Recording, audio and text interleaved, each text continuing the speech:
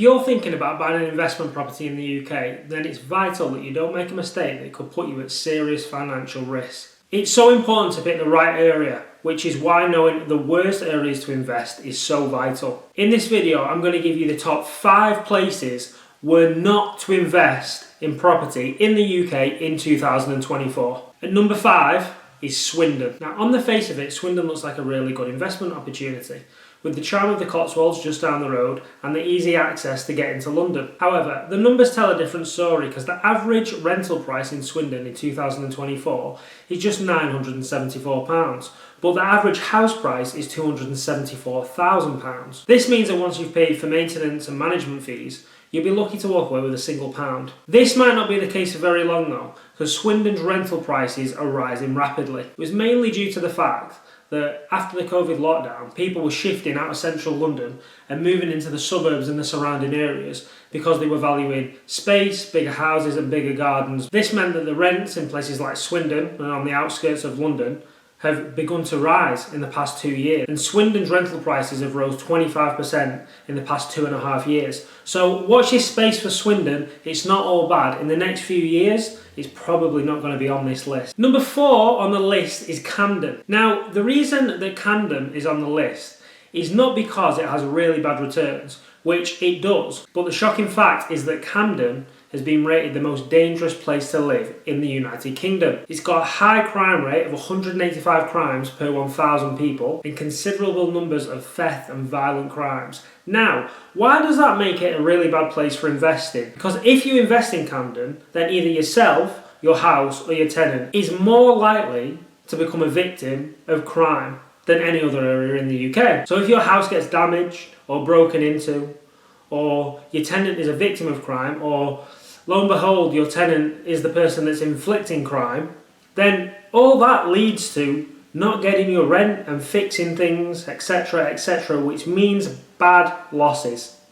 So that is why Camden is number 4 on my list of the top 5 worst investments in the UK in 2024. Number 3 on my list is Crawley. Now, Crawley seems to be situated in a really poor position for investing, whereas it's close enough to London to actually charge London prices with buying a house, but it's not quite close enough to London to actually charge London rental prices, or even anywhere close, with the result being a really bad ROI. The result means that an average investor in Crawley actually loses 0.5% of their investment every year. And as everyone is having to commute back to work again and Crawley is situated between London and Brighton, it could be set to see a rise in popularity for people looking for the perfect work-life balance. Number 2 on my list is Cambridge. Now, Cambridge's average house price is twice the national average house price at £523,000. However, the rents are only slightly above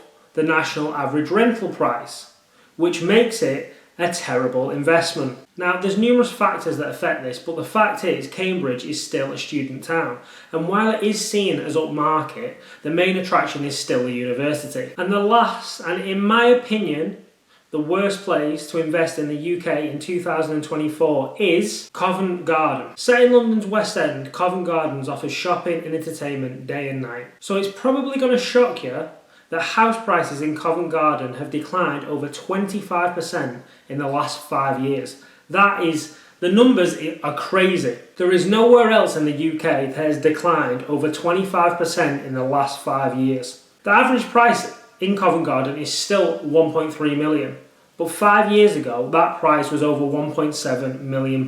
Now, here's the real burner for investors. The average rental yield is just 2.6%. Now, when you consider that in the UK, in 2024, you get over 5% on a savings investment in the bank. Go to your local high street bank and they will give you 5% on your investment, literally for letting your money sit in the bank. Then you could see why investing in Covent Gardens becomes as appealing as putting your hand on a burning stove. Now, Covent Garden would definitely be very good for service accommodation. However, Covent Garden is regulated, London is regulated for service accommodation, which means that you can't actually rent out your property in Covent Gardens on service accommodation for a majority of the year, which is a crying shame. Now, that's my 5 worst investment areas in the UK in 2024, but I want to mention that those investments were based on vanilla buy-to-let strategies. Just because a place or an area doesn't work for vanilla buy-to-let doesn't mean that you can't implement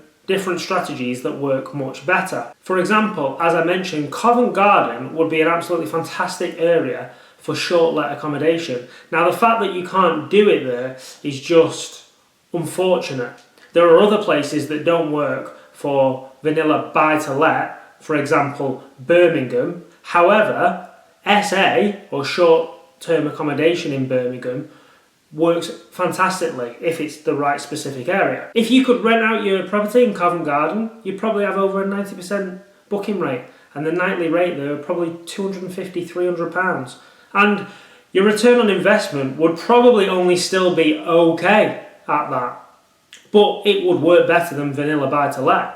So what I want to leave you with is just be a creative investor. If you're going to buy a property, make sure that you do your due diligence and make sure that you use the best strategy possible to make sure that you get the best return on investment. Now, if you don't agree with anything that I've said in this video, or you think I should have included something in this video, then tell me in the comments.